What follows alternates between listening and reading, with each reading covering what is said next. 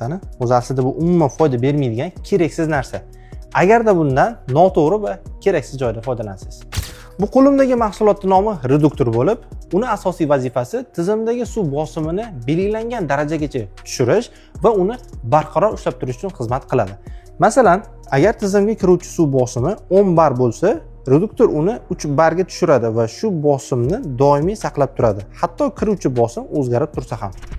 Buni o'zi nima karomati bor, nima afzalliklari bor deydigan bo'lsangiz, tizim va qurilmani, ya'ni kran, kollektor va isitish qozonini ortiqcha bosimdan himoyalaydi. Bundan tashqari, suv sarfini kamaytirib, foydalanuvchi uchun barqaror suv bosimini ta'minlaydi.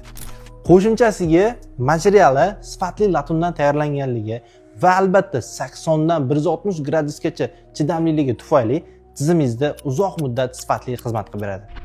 Xo'p, noto'g'ri joyda ishlatilsa, keraksiz ekan. Qayerda o'zi qo'llanish kerak bu mahsulot deydigan bo'lsangiz, xonadonlar, mehmonxonalar, ishlab chiqarish zonalari va shu kabi obyektlarda suv bosimini muvozanatlashtirish uchun foydalaniladi. Ushbu qurilmamiz haqidagi ma'lumotlar foydali bo'lgan bo'lsa, like bosib, keyingi mahsulotimiz qaysi bo'lishini xohlardinglar. Izohda albatta yozib qoldiringlar. Videoni yo'qotib qo'ymaslik uchun saqlash tugmasini bosib, sahifamizga obuna bo'lib qo'yinglar.